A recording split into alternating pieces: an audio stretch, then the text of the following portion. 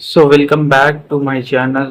तो आज हम क्वेश्चन देखने वाले हैं क्लास 12th एनसीईआरटी मैथमेटिक्स की एक्सरसाइज नंबर 10.2 वेक्टर अलजेब्रा और एक जेई मेंस का क्वेश्चन भी देखेंगे, जैसा कि हमने लास्ट क्लास में भी लास्ट क्वेश्चन जो है जेई मेंस का किया था। ये हमारा जेई मेंस का एक क्वेश्चन है, देखेंगे इसको हम लास्ट में। तो हमारे पास क्वेश्चन में दे रखा है कि find the magnitude of the following vectors. हमें जो है इन सब वेक्टर्स का क्या करना है, मैग्नीट्यूड फाइंड करना है। तो मैग्नीट्यूड जो है इजी है। कैसे हम फाइंड आउट करेंगे, जैसे लिख रखा है vector A is equal to A I cap plus J cap plus K cap.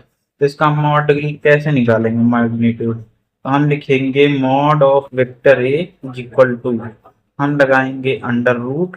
अब ये जो आई का कंपोनेंट है वन है, जे का कंपोनेंट वन है, के का कंपोनेंट वन है, इनका हम क्या कर देंगे, स्क्वायर करके लिख देंगे। तो यहाँ पर है वन, तो इसका कर दो वन का स्क्वायर प्लस यहाँ पे वन है वन का स्क्वायर प्लस यहाँ पर भी वन है वन का स्क्वायर प्लस। तो ये हो जाएगा अंडर रूट में वन प्लस वन थ्री हो जाएगा।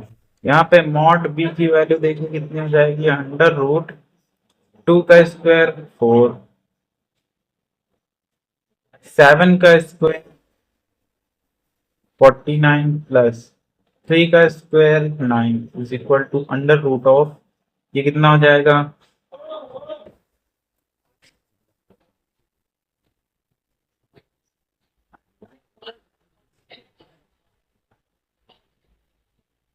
ये हो जाएगा हमारे पास 62 हो जाएगा। देख लेते हैं 49 30, हाँ 62 हो जाएगा। देन मॉड सी की वैल्यू फाइंड आउट करनी है। तो इसमें हम वन बाई रूट थ्री को बाहर भी कर सकते हैं और इसमें इसका डायरेक्ट भी कर सकते हैं स्क्वायर। तो वन बाई रूट थ्री का square one by three plus one by root three का square one by three plus one by three. तो ये हो जाएगा under root of three times one by three. तो थ्री से three cancel हो गया और अंडर रूट वन को जो है हम वन लिख देते हैं। तो ये मैग्नीट्यूड ऐसे हम निकाल सकते हैं। फिर कह रहा है कि write two different vector having same magnitude. हमें जो है टू डिफरेंट वेक्टर को लिखना है जिनका मैग्नीट्यूड सेम हो। तो इसमें तो कई वेक्टर्स हो सकते हैं, इनफाइनाइट वेक्टर। हमने ये वेक्टर निकाल दिया और इसका मैग्नीट्यूड मान लिया थ्री है, ठीक। ये वेक्टर लिख दिया, इसका मैग्नीट्यूड थ्री है। ये वेक्टर ऐसे बना दिया, इसका मैग्नीट्यूड थ्री है ना। तो कई हो सकते हैं वेक्टर, तो हम कोई वेक्टर लिख सकते हैं। मान लेते हैं हमने लिख दिया है vector A is equal to minus times I plus J plus K. तो इसका मैग्नीट्यूड क्या हो जाएगा, माइनस, है ना। बेसिकली इसका मैग्नीट्यूड जो होगा वो थ्री होगा, लेकिन डायरेक्शन क्या होगी, माइनस लगा है। अपोजिट होगा किसके, वेक्टर बी को हम लिख सकते हैं आई प्लस जे प्लस के, है ना। इसका भी मैग्नीट्यूड क्या होगा, रूट थ्री। तो मैग्नीट्यूड तो सेम है, बट अगर ये वेक्टर हम इधर मान लें तो ये जो वेक्टर ये इधर हो जाएगा, मैग्नीट्यूड सेम है, ठीक। फिर क्वेश्चन दे रखा है write two different vector having same direction. हमें वेक्टर तो डिफरेंट लिखना है लेकिन डायरेक्शन क्या हो, सेम हो। तो मान लेते हैं ये वेक्टर ए है और ये इसकी लेंथ इतनी है, और वेक्टर बी को हम मान लेते हैं जिसकी लेंथ इतनी है, छोटी सी, है ना। तो ये लेंथ जो है इसकी वेरी कर रही है, मींस मैग्नीट्यूड वेरी कर रहा है, लेकिन डायरेक्शन क्या है, सेम है। तो हम कैसे लिख सकते हैं, तो vector A is equal to, मान लेते हैं लिख दिया हमने three times I plus J plus K, और वेक्टर बी को हमने लिख दिया आई प्लस जे प्लस के। तो डायरेक्शन क्या है, दोनों की सेम है, लेकिन जो मैग्नीट्यूड है वो क्या है, डिफरेंट है। तो ये डिफरेंट वेक्टर हो जाएंगे। फिर हमें क्वेश्चन दे रखा है find the value of X and Y so that the vectors 2i cap plus 3j cap and xi cap plus yj cap are equal. तो इक्वल कह दिया, इसका मतलब इसका मैग्नीट्यूड और डायरेक्शन क्या है, सेम है। तो इसका मतलब क्या है कि जो 2i cap plus 3j cap है वो इक्वल होगा xi cap plus yj caps के।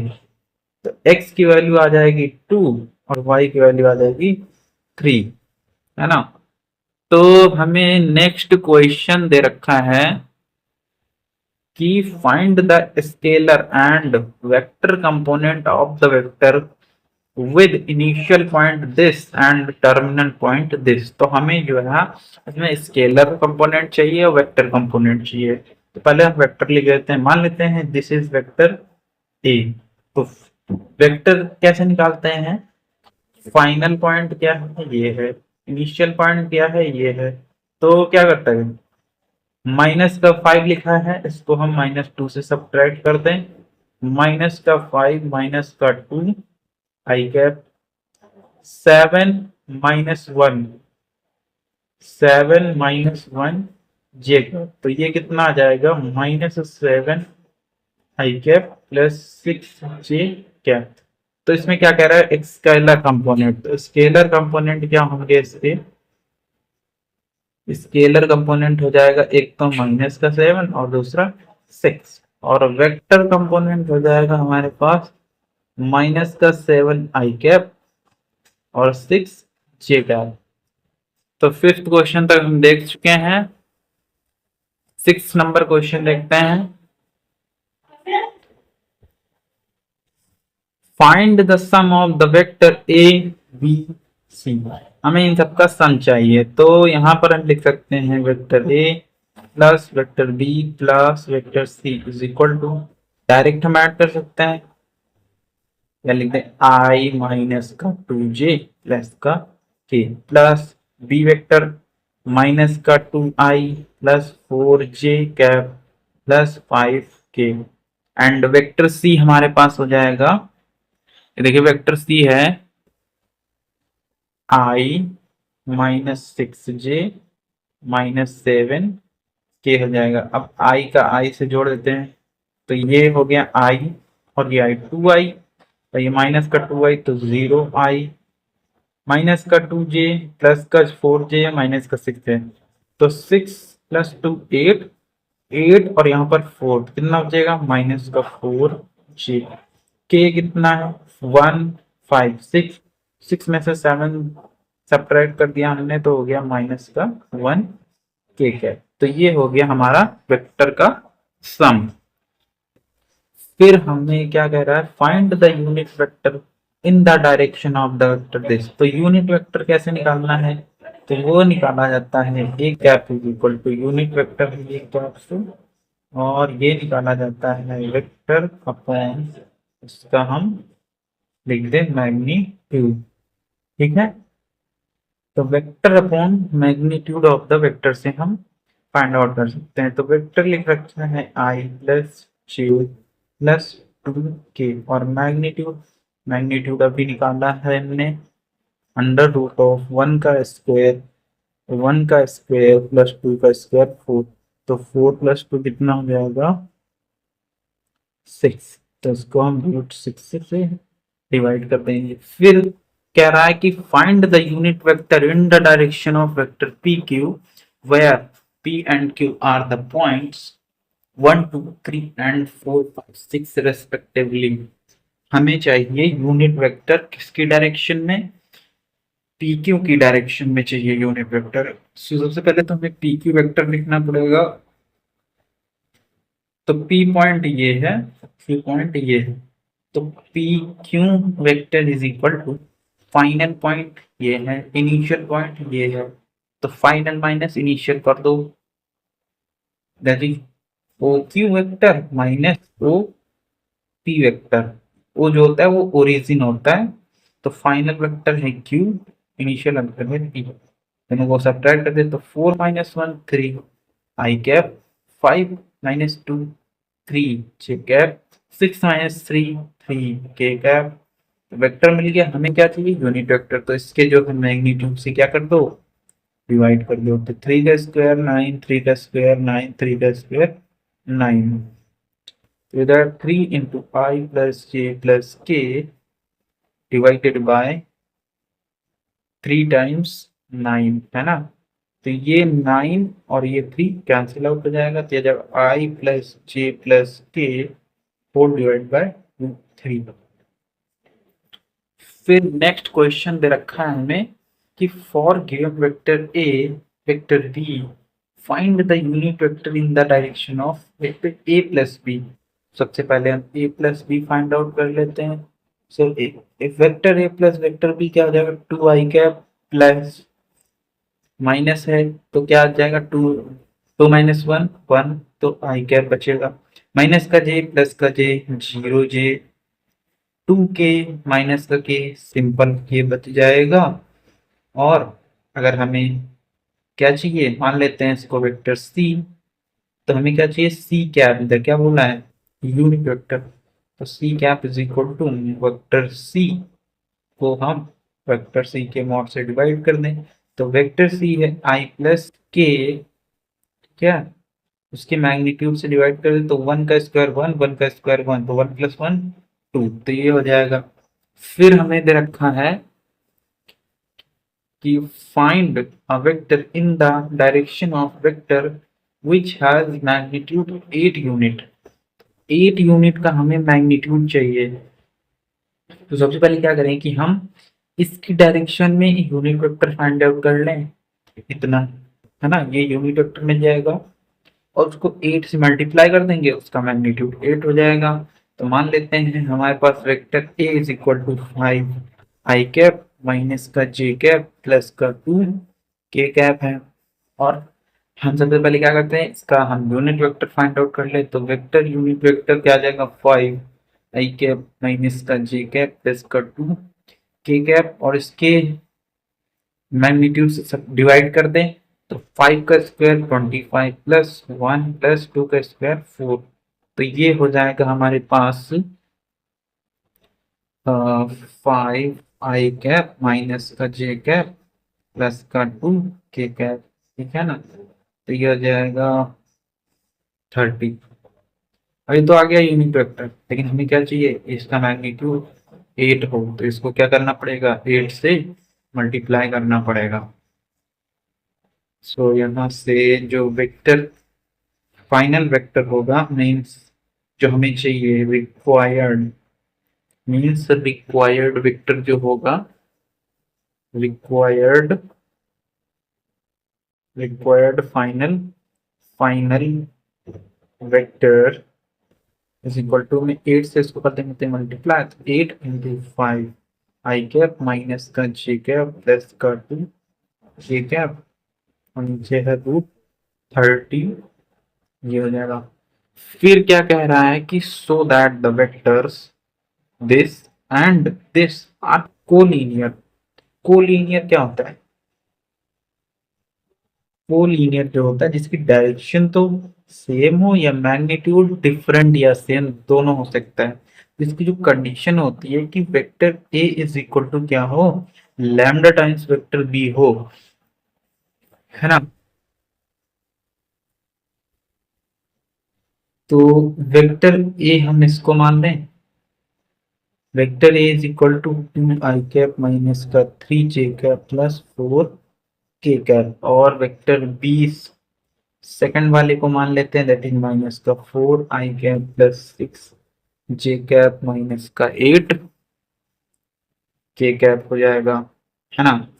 तो इसमें देखिए क्या कर सकते हैं, -2 को अगर हम कॉमन ले लें, -2 को कॉमन कर ले तो यहाँ पर आ जाएगा 2 आई कैप माइनस का 3 जे कैप एंड 4 के कैप हो जाएगा। देखो क्या है यहाँ पे, देखो ए वेक्टर छुपा हुआ है कि नहीं, ए वेक्टर छुपा है, इसका मतलब जो ए वेक्टर है वो क्या है माइनस का 2 टाइम्स बी वेक्टर है, तो बी यहाँ पे लैम्डा जो है -2, इसका मतलब क्या है, हेंस प्रूव्ड, कि हमने क्या कर दिया है, हमने शो कर दिया कि जो है ये दोनों क्या है collinear vector, collinear collinear vector, है ना। Find the direction cosine of the vector. अब डायरेक्शन कोसाइन क्या होता है वो देख लेते हैं जरा, कि डायरेक्शन कोसाइन होता क्या है। तो मान लेते हैं हमारे पास vector A is equal to है X I cap plus Y J cap plus Z K cap. तो जो डायरेक्शन कोसाइन होता है वो तो एक्स का कंपोनेंट, एक्स का direction cosine, Y direction cosine, Z direction cosine होता है। एक्स का जो डायरेक्शन कोसाइन होता है उसको हम बोलते हैं एल। वो होता है कि एक्स लिख लो और इसके मैग्नीट्यूड से डिवाइड कर दो, that is under root X square plus Y square plus Z square. तो ये क्या होता है, एक्स कंपोनेंट का direction cosine. A Y component का डायरेक्शन कोसाइन एम होता है, उसको हम लिखते हैं Y upon under root of X square plus Y square plus Z square. Third होता है जेड एक्सिस के साथ, उसको हम लिखते हैं Z upon under root of X square plus Y square plus Z square. हमसे क्या कह रहे हैं, find the direction cosine of the vector this. तो जैसे हम ऐसे निकाल सकते हैं इसको।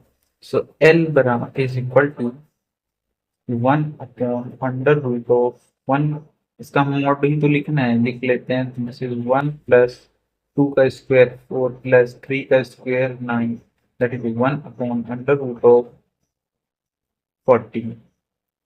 एम की वैल्यू कितनी हो जाएगी, 2 सेम ही होगा नीचे अंडर रूट 40।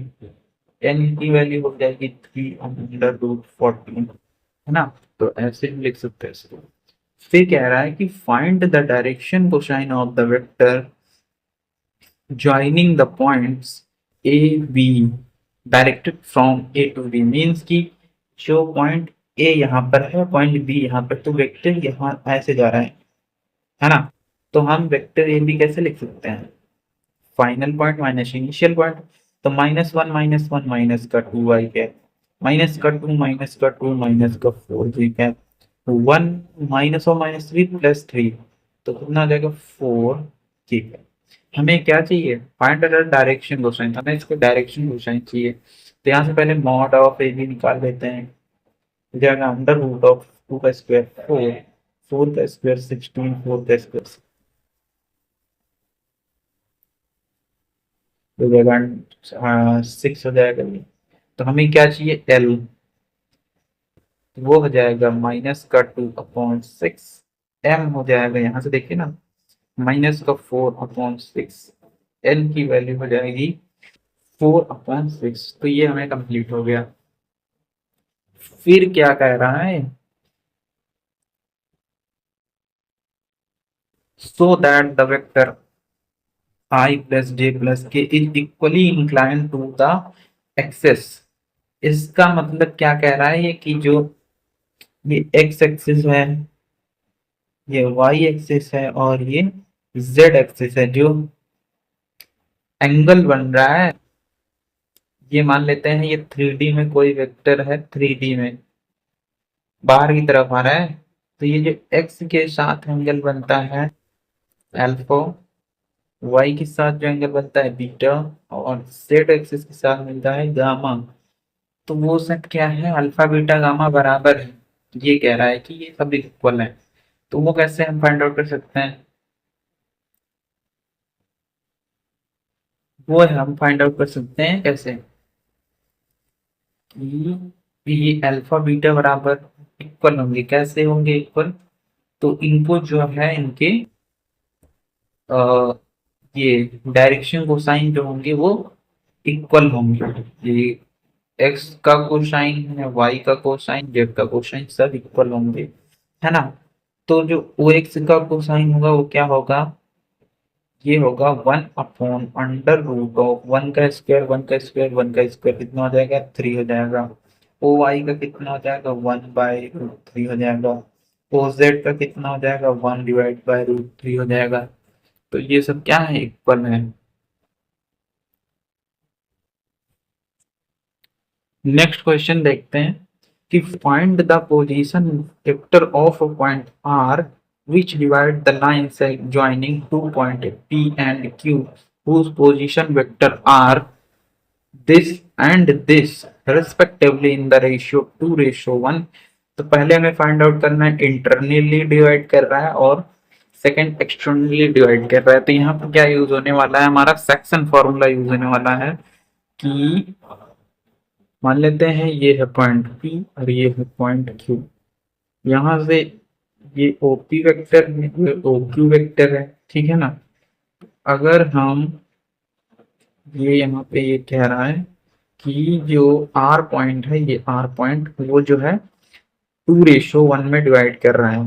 तो P पहले है तो P यहाँ पे लिख दो कितना 1 2 -1 1 2 -1। क्यों कितना है -1 1 1 माइनस का 1 1 1 और रेशियो क्या दे रखा है 2:1। तो हमें यहाँ पर सिर्फ सेक्शन फॉर्मूला को यूज करके R के कोऑर्डिनेट्स निकाल लेने x y z। तो इंटरनली डिवाइड करता है तो क्या लिखते हैं हम x इज इक्वल टू यहाँ पे m into x2 m into x2 यहाँ पर लिखते formula m into x2 plus n into x1 divided by m plus n, है ना। इस y की वैल्यू हो जाएगी m into y2 plus n into y1 divided by m plus n। z की वैल्यू होगी m into z2 plus n into z1 divided by m plus n। तो simply इसको हम लिख सकते हैं 2 इंटू -1 माइनस का 2 1 into 1 is 1 divided by 2 plus 1 3 तो जाएगा माइनस का 1/3 m into 1 2 into 1 is 2 plus 1 into 2 is 2 divided by 3 तो जाएगा 4/3। नेक्स्ट है 2 इंटू 1 2 प्लस 1 इंटू -1 माइनस का 1 नीचे हो जाएगा 3 हो जाएगा 1 डिवाइड बाय 3। तो इंटरनली में क्या होता है, यहाँ पे प्लस प्लस होता है और एक्सटर्नली में यहाँ पे क्या हो जाता है माइनस हो जाता है। लेकिन बेसिकली ये साइन जो है वो चेंज हो जाएगा और नीचे भी ये प्लस का क्या हो जाएगा माइनस हो जाएगा। तो इसी से हम कर दें या फिर लिख सकते हैं x की वैल्यू हो जाएगी mx2 minus nx1 divided by m minus n। y की वैल्यू हो जाएगी my2 minus my1 divided by m minus n और z की वैल्यू हो जाएगी mz2 minus nz1 divided by m minus n, है ना। तो यहाँ पर हो जाएगा माइनस का 2 माइनस का 1 नीचे हो जाएगा 2 -1 1 कोमा ये हो जाएगा 2 -2 डिवाइडेड बाय कोमा ये हो जाएगा 2 और ये माइनस बेसिकली मैं क्या कर रहा हूँ यहाँ पे 2 हो जाएगा और माइनस है तो -1 प्लस 1 हो जाएगा अपॉन में 1। तो इसके जो डायरेक्शन वो साइन हो जाएंगे सारे -2 -1 -3 कॉमा 2 -2 0 कॉमा 2 प्लस 1 3। इसको हम लिख भी सकते हैं 2 इंटू -1 माइनस का 2 हो गया, है ना। बीच में माइनस तो 1 इंटू 1 1 सही है 2 -1 1 आ जाएगा 2 इंटू 1 2 आ जाएगा बीच में माइनस साइन 1 इंटू 2 2 आ जाएगा 2 -1 1। तो ये हमने सॉल्व कर लिया है। नेक्स्ट क्वेश्चन देखते हैं।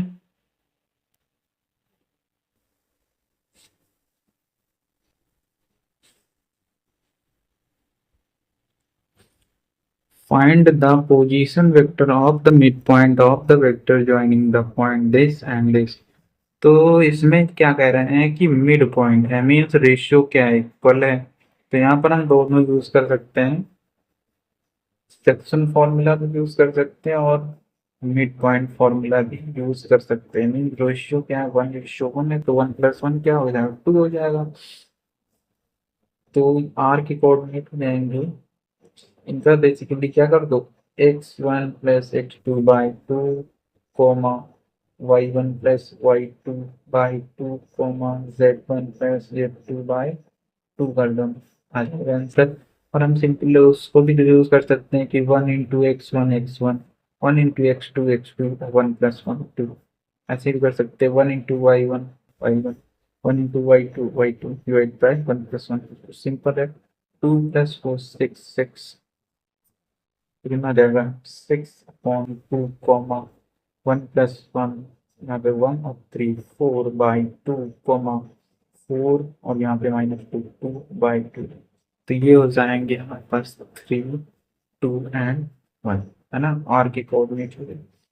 नेक्स्ट कह रहा है क्वेश्चन हमारे पास, so that the point A, B, C with position vector A, B, C respectively forms the vertices of a rectangle. Right angle, ये सीबीएसई में क्वेश्चन आता है। तो ये सबसे पहले हमें क्या करना है, पढ़ने कि अगर कोई रेक्टेंगल है तो उसका क्या होता है कि अगर ये साइड ए है, ये साइड बी है और ये साइड सी है, तो क्या होता है पाइथागोरस थ्योरम से सी स्क्वायर होता है ए स्क्वायर प्लस बी स्क्वायर, वही हमें यहाँ पे फाइंड आउट करना है। तो हम पहले मॉड ऑफ निकाल ले vector A, mod of vector B निकाल ले, तो मॉड ए कितना आ जाएगा अंडर रूट ऑफ 3 का स्क्वायर 9 प्लस 4 का स्क्वायर 16 प्लस 4 का स्क्वायर 16, तो ये कितना आ जाएगा रूट 41 आ जाएगा। अंडर रूट ऑफ 2 का स्क्वायर 4 प्लस 1 का square 1 plus 1 equal to under root of 6। Mod C की जो वैल्यू है वो हो जाएगी under root of 1 plus 9 plus ये जाएगा अंडर रूट ऑफ 30, है ना। तो इसको हम क्या कर सकते हैं कि बेसिकली देखिए क्या है, ये सी इसको ले सकते हैं, इसको ए ले सकते हैं, इसको बी ले सकते हैं, तो सी का स्क्वायर भी देखिए क्या हो जाएगा 41 इज इक्वल टू ए का स्क्वायर इज 6 प्लस बी का स्क्वायर इज 35, तो कितना हो गया 41 इज इक्वल टू 41, मतलब हमने क्या कर दिया, hence prove that the vector are the position vector that form the vertices of a rectangle, है ना। तो ये नेक्स्ट क्वेश्चन है, इसमें मिस्टेक है इसमें कि बेसिकली इसमें क्या करना है, सिंपल करना है कि जो मतलब ये ए से बी गया वेक्टर और बी से सी गया, तो इसमें क्या करना है हमें, ए से बी वेक्टर गया प्लस बी से सी वेक्टर गया, बी सी वेक्टर वो किसके बराबर है, ए से सी, है ना। तो ये हो जाएगा, इसी को हम दूसरी तरीके से भी लिख सकते हैं कि जो ए बी वेक्टर है प्लस बी सी वेक्टर है वो क्या है, बराबर है माइनस टाइम्स ए वेक्टर के। तो बेसिकली क्या कर दिया, इसका साइन चेंज कर दिया है, इसी तरह से ऑप्शन में दे रखा है, बस साइन इंटरचेंज करके रखा।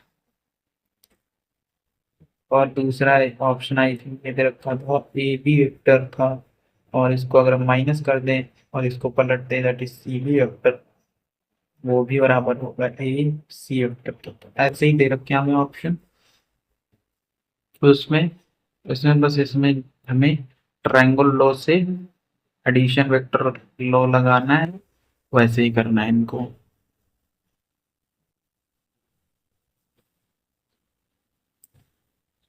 नेक्स्ट क्वेश्चन दे रखा है कि if vector A and vector B are two collinear vector then which of the following are incorrect, incorrect पूछा है collinear vector के। collinear vector क्या होते हैं, collinear vector होता है जैसे ये वेक्टर हो गया, एक ये वेक्टर हो गया, है ना, ये वेक्टर हो गया, ये वेक्टर हो गया, इसके पैरेलल ये वेक्टर हो गया, ये वेक्टर हो गया, इसके पैरेलल ये वेक्टर हो गया।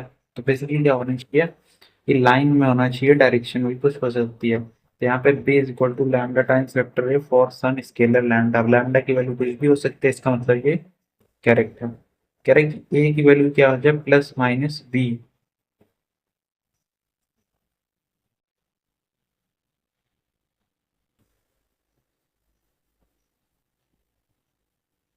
तो ये भी सही हो सकता है, क्योंकि अगर मैग्नीट्यूड सेम हो गया दोनों को तो अपोजिट हो सकते हैं, बट इसमें कुछ मिस्टेक है।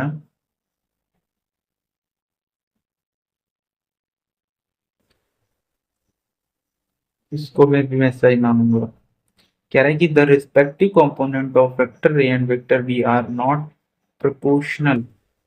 कह रहा है कि component of vector A vector B जो है नॉट प्रोपोर्शनल।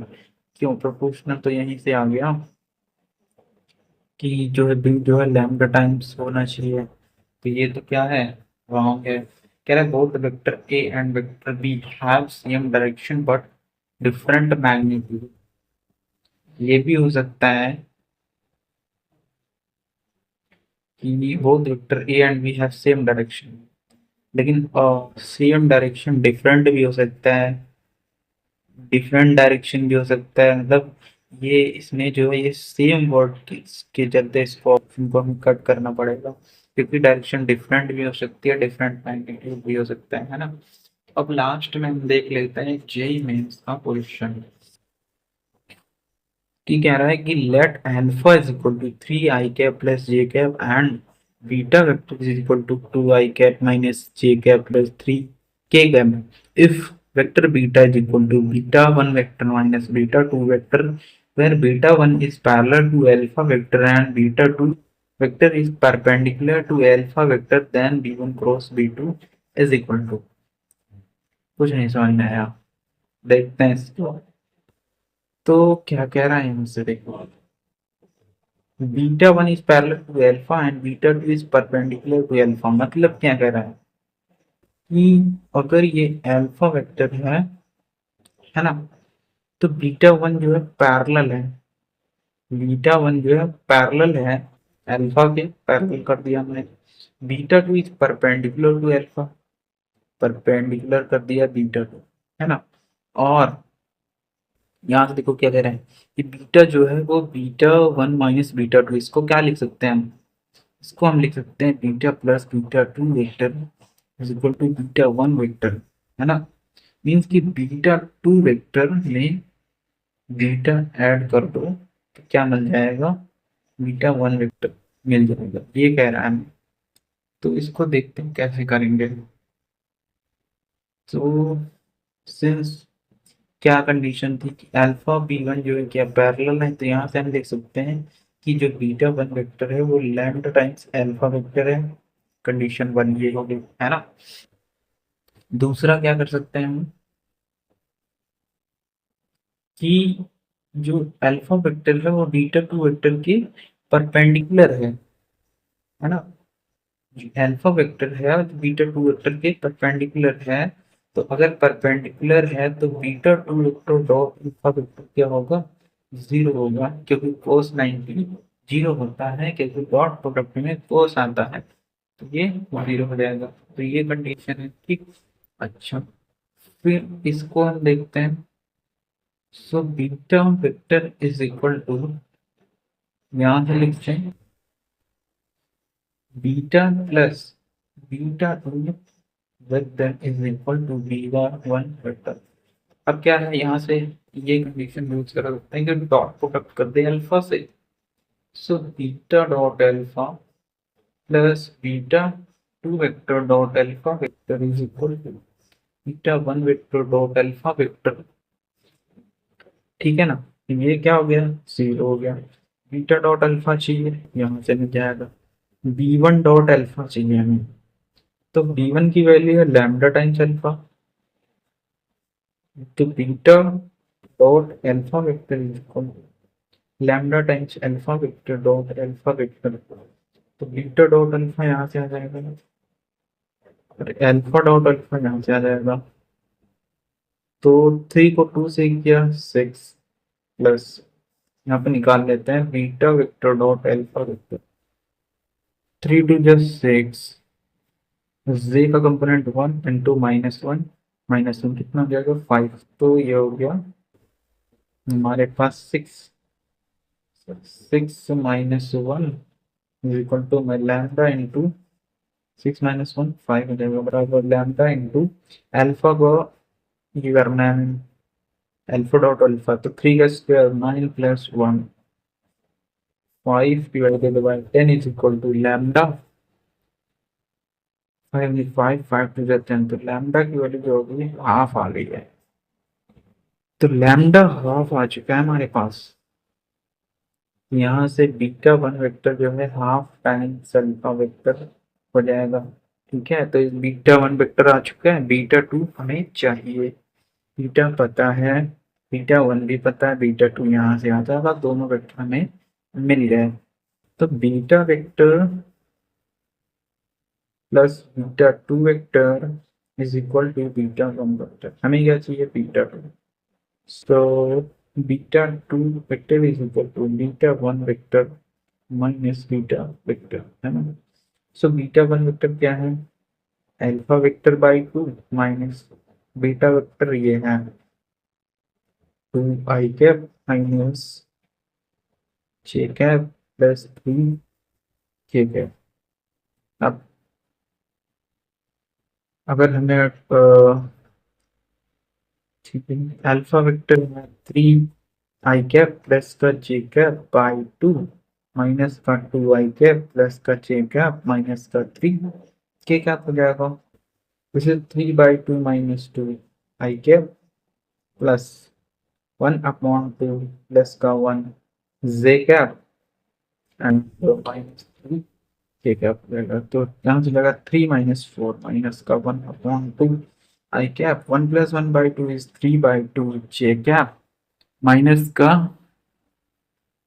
3 k cap. ये हो गया हमारे पास beta two vector. Beta two मिल चुका है, इसको हम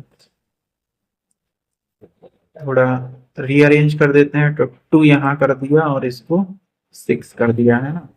तो बीटा टू वेक्टर जो गया वो गया 1/2 minus I cap plus 3 j cap minus का 6 k कैप। तो ये आ गया बीटा वेक्टर। और बीटा वन वेक्टर है जो वो है 1/2। अल्फा वेक्टर कितना है? ये है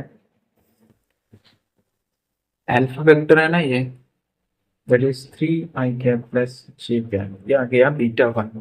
तो हमें क्या चाहिए? Beta one cross beta to.